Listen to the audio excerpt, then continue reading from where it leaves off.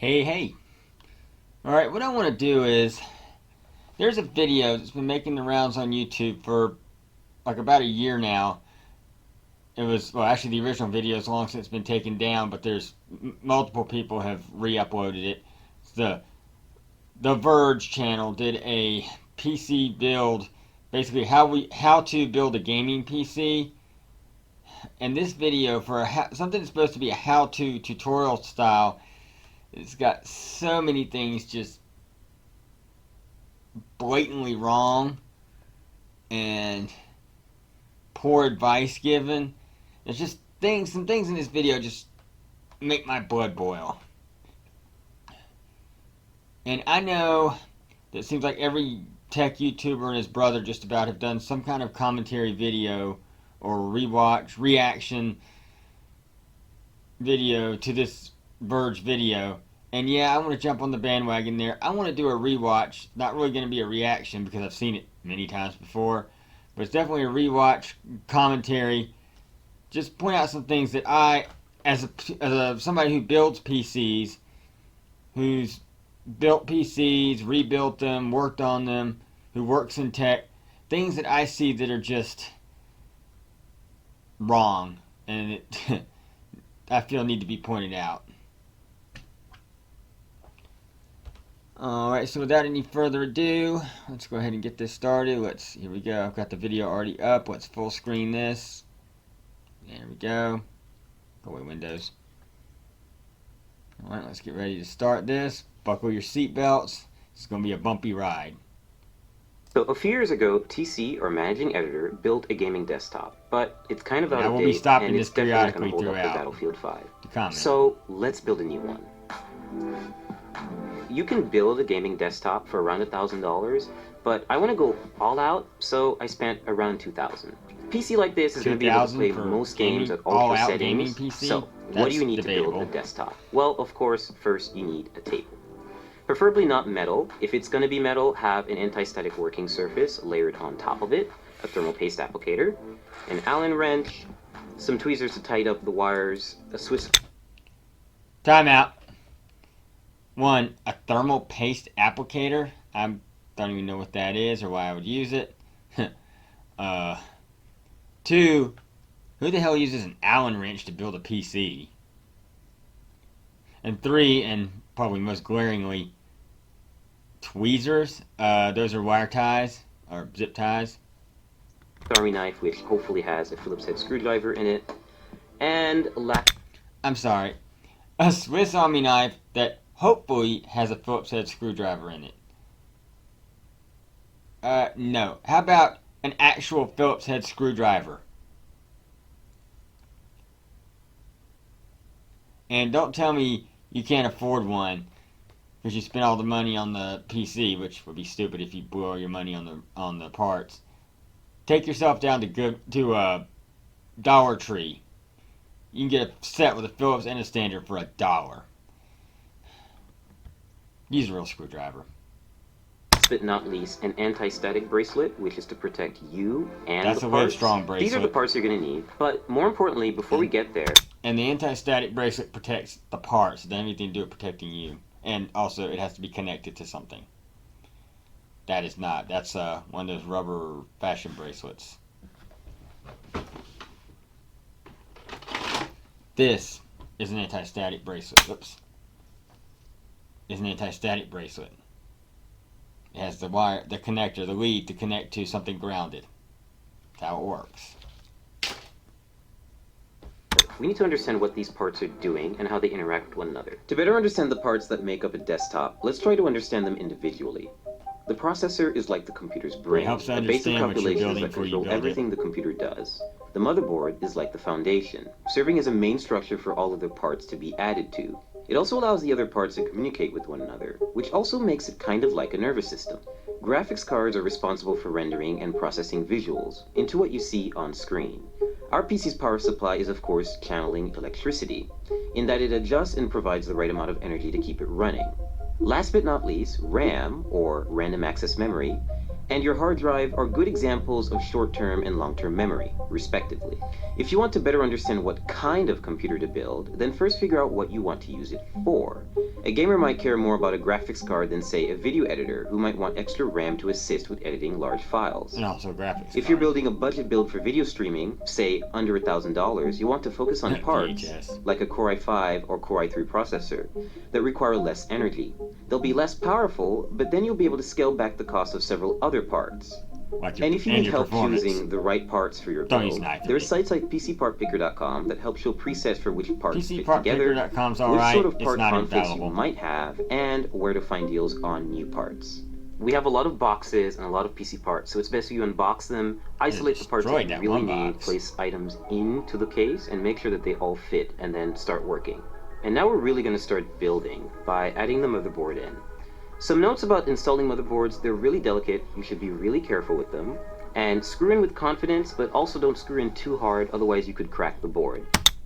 Say what? No, you're not going to crack the board. That doesn't happen. Not from screwing the board in. I think at worst the screw will probably bottom out in the standoff peg, but you're not going to crack the board. I mean, unless you like go Incredible Hulk on it or something.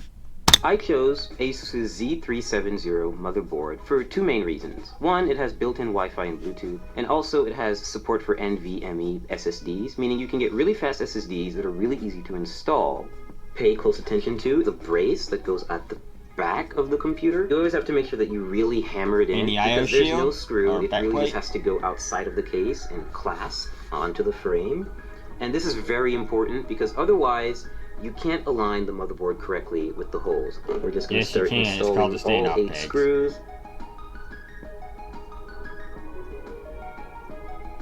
So next we're going to install the RAM on the motherboard. I chose Corsair's 16GB Vengeance LED RAM for two main reasons. One, it has LEDs and we do like lights in our gaming desktops.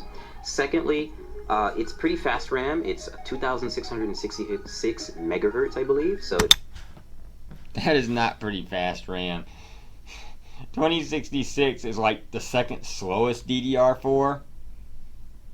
It's actually pretty mediocre RAM for DDR4. In fact, I think it might even be on a par with like high-end DDR3. Not sure. It's pretty fast, and this motherboard supports that speed, which is most important. Open the slots first, and just aligning the stick with the middle of the strip, not with the end, and just lining that up with the line it up with the little key tab. So once you hear that solid clasp and you don't see the gold connectors on the side anymore, that's when you know the RAM is in. Step 3. And he's got his RAM in single channel mode, so he's going to get reduced performance there if the computer even boots. It's either two sticks side by side. They should be in either slots 1 and 3 or 2 and 4. Most all boards with 4 slots these days are dual channel, are designed specifically for dual channel. A lot of times the slots are even color coded to clue you into that. And a lot of the boards, if they will run in single channel, if he's lucky, if it does run in single channel, it's just going to probably throw post errors and give him reduced performance. At worst, it may not even boot. So a lot of new boards that are only designed for dual channel won't even boot in single channel configuration. They won't even post. Going to install the hard drive, or in this case, the NVMe SSD. I chose this format of solid state drive so that I could input it into the motherboard without having to worry about extra wires or putting it in a separate part of the case and just getting really messy. This is from Kingston, and it's 480 gigabytes, so it's not a lot, but you can always upgrade this and swap it out, and it's only held down by one screw and the latch, so it's really simple and really straightforward. Speed for gaming is important when it comes to a hard drive. You want files to write quickly, and you want games to load quickly. He's left out the standoff peg, so he's binding that Okay, so step 4, we're going to install the graphics card. I chose PNY's GTX 1080, which is overclocked, and so it's a pretty easy installation. You're just going to find the gold connectors, and you're going to line this bracket with the back end bracket of your PC case. Now, which lane you choose depends entirely on what other parts you're going to put in the system. I'm just going to... Wrong. Which lane you choose depends on the part you're putting in and what it is. There's 4 different types of PCI Express slots. X1, X2, X4, X16, depends on the bandwidth. For the video cards, you always want the most bandwidth. You always want the PCI X16. Period. He got lucky because by going with the top one, because most all boards I've ever seen, the PCI X16 is always the first one. But no, you want to go with the 16 for your video card. Period. Or you're not going to get the full bandwidth to your video card, and you're going to have, again, reduced performance. Pick the top one because the SSD is at the bottom and I don't want to cover it. I just think it looks nice. Click down. Take your remaining brackets and just put them in the spots that you haven't used. Bracket. You don't have to screw these in. They get bolted down by the back end bracket. And your GPU is installed. And not everything's a bracket. I chose Corsair's 850 watt power supply because I need enough headroom for ray tracing GPUs when they come out, and I don't want to have to upgrade it again. So all you have to do is take the brick and make sure that you align it with these little insulating pads so the power supply doesn't short circuit and come into contact with the rest of the system. Those are not... The power supply is not going to short circuit against the metal case. Those are vibration dampening pads. Power supply is designed in such a way that it will not short out against the system. That would be a huge safety issue if it did. It's called proper grounding. Also, that's why the power cord for your computer has 3 prongs. That third prong, the little middle one, is a ground. So just take it in. Slide it in nice and easy until you have a snug fit, and then shift it to the back. And he just put the power supply in backwards. He just put the power supply in backwards. He's got that fan facing against that that metal wall, and so the power supply is not going to have any way to breathe, and he's going to smother it and burn it up. I guess that's why he called it the brick earlier. He was being prophetic, because it's going to be a brick once he overheats it because it can't breathe. Now you just take the required screws and you tighten and screw in. So next step, we're going to install the CPU cooler.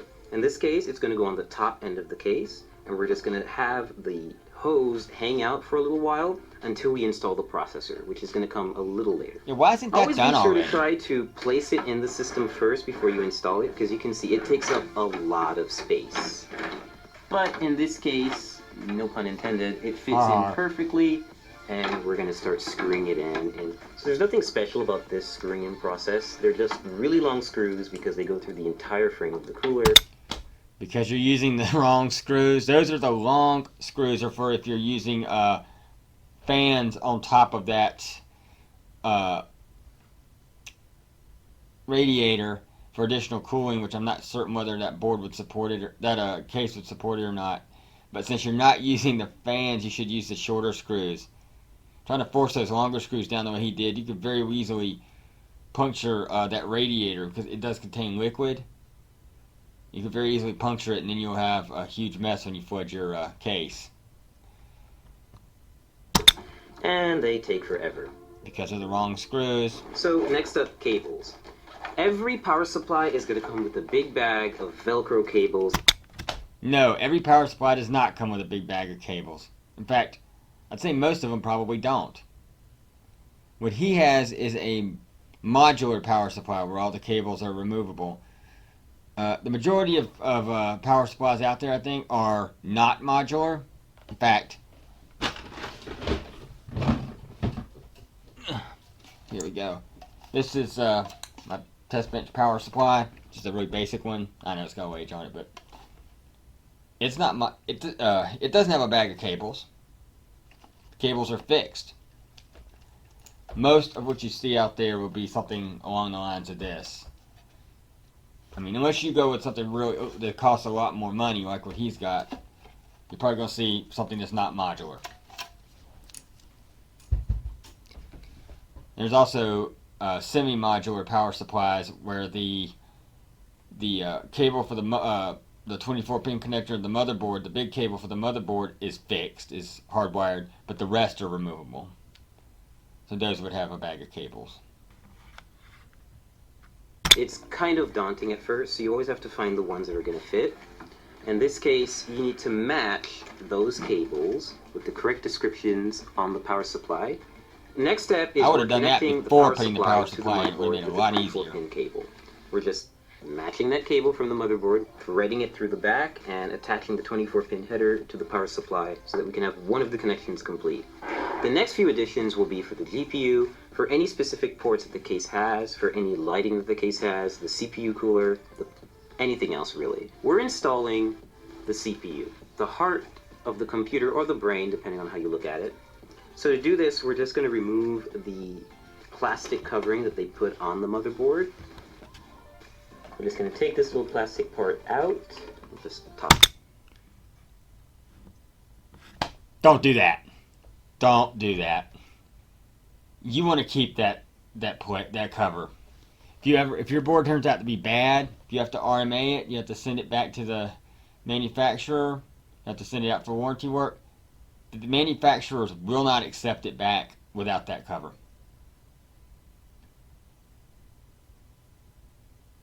And if you try and mail it off without it, they will mail you right back a busted motherboard. So yeah, no, don't throw that away. Bad advice. Get out of here. And now we have an exposed CPU holder, or rather slot, or socket. And we're going to use the CPU applicator. This is a special little part that not everyone may get, but this motherboard that we got from ASUS definitely does have. It's called a CPU installation tool. It makes it really useful if you want to install a Core i7 hexa-core CPU. Yeah, we've got one, and it's an 8th generation chip, and it's available in like any retailer. And it supports overclocking. I think you can pick them up at Walmart. So what having this little installer does for you is it's basically a brace that you can apply right to the CPU and light it up with the triangles that you'll see on the bottom left corners. And this will make it easier for us to apply it to the motherboard, and then apply thermal paste, and then apply a CPU cooler on top. I think this guy needs to apply himself to getting a bigger vocabulary. Down into the system and make sure that everything lines up, and we're going to clasp down on it, and we'll be good to go. So we're about to apply thermal paste to the CPU. I'm scared. Every CPU cooler actually comes with a bit of thermal paste already neatly applied in a circle around it. Yeah, you can use that. But it's usually not enough. It's good, essentially PC building practice to have a little bit extra and layer it on top of the CPU. Whoa, dude, one dot. Add the CPU cooler to the top end of the processor. So you're going to see that there are 4. Whoa.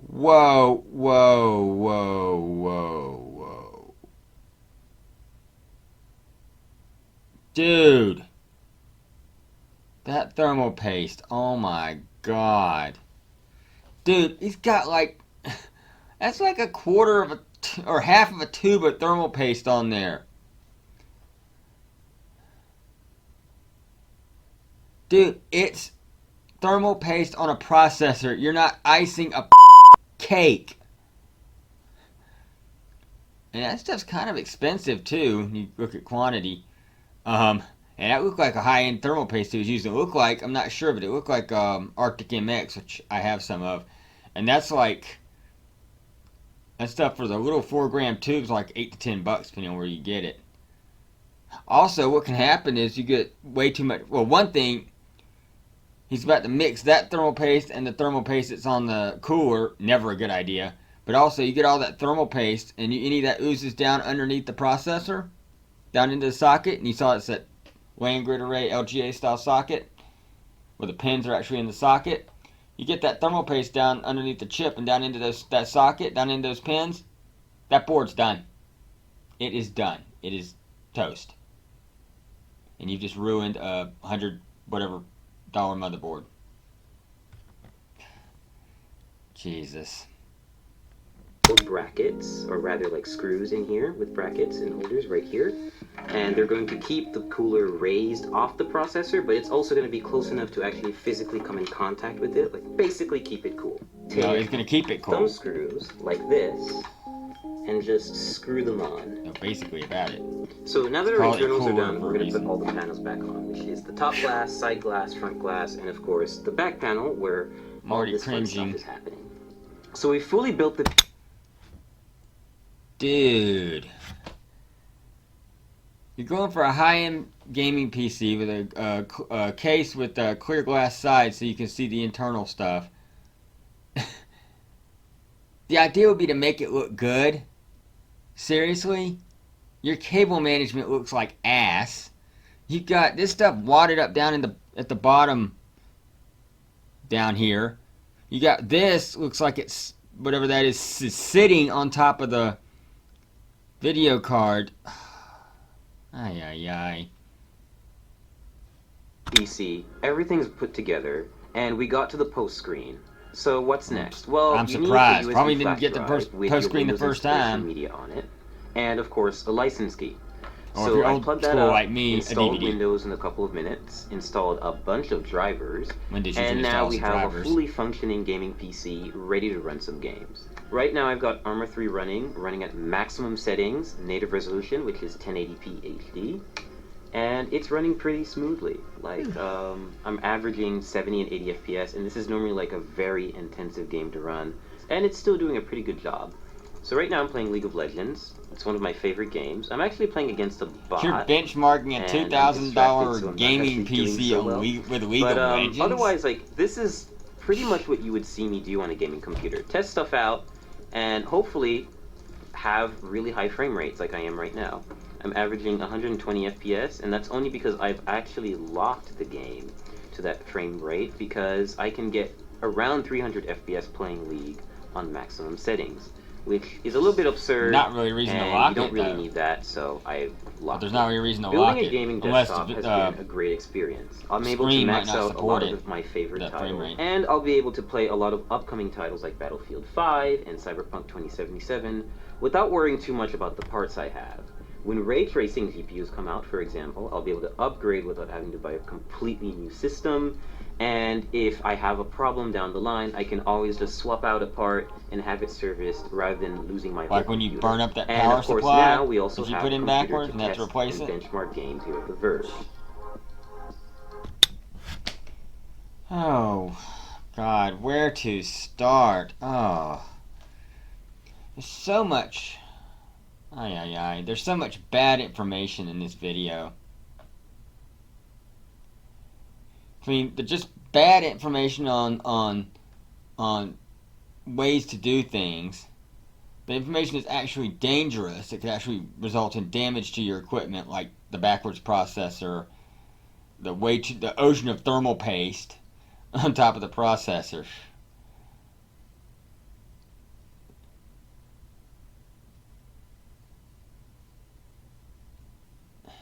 It's not something that a lot of people have pointed out. A lot of YouTubers have pointed out that, you know, this was done, as I mentioned earlier, as a tutorial video. And the thing is, so much bad information and dangerous information here. If someone actually tried to use this to build a computer, A, it wouldn't work. B, that information, what they found from here could actually, as I mentioned, could cause damage to their system, to their expensive hardware. Also, I see Capital One sponsored this. They should feel bad for that. But the other thing, and this goes back to just the bad information, but the order of how he did things was really bizarre. Normally, when you're building something like this, you start with the motherboard and put everything you can put on the motherboard on the board first, like when it's outside the case, right? Put your processor on, heatsink if you can. If you can't, in his case, then you can wait on that if you have to. Your RAM, in this case, the SSD drive could go on there. All of that stuff that you can do on the motherboard outside the case. It's so much easier. Then you put the board in the case. Then you start putting all your other stuff on. And I would usually end with the power supply, actually. Although in this case, I don't think it matters because this particular case he's got, it has a two-sided thing, so it goes on the other side, so it's not really in the way. But, and yeah, that power supply, I would put the cables on it before I put it in, but.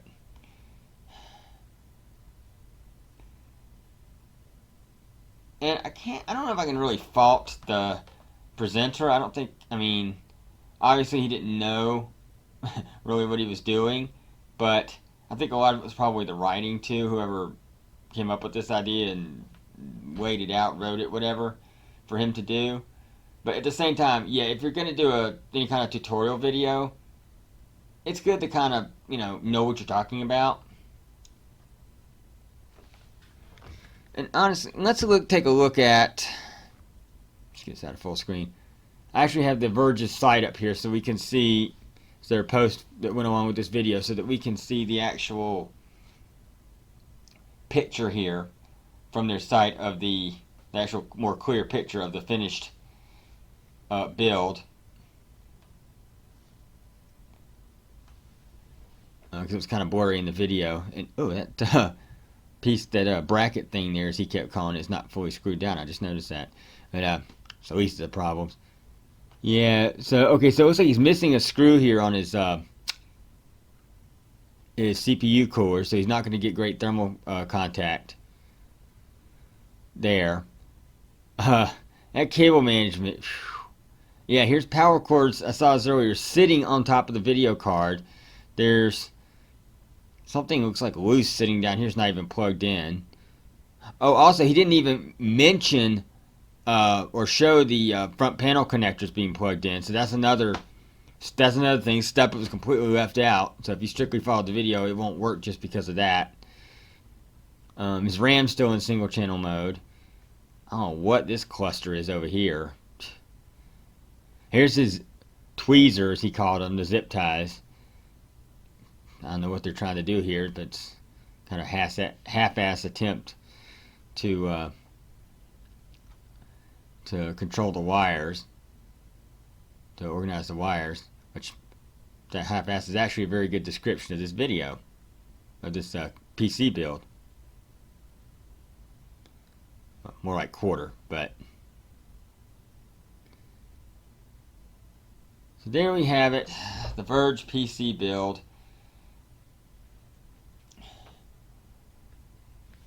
And that's just most of the things that I saw wrong, the biggies anyway. And I just felt, it feels good to do something like this and get this off my chest.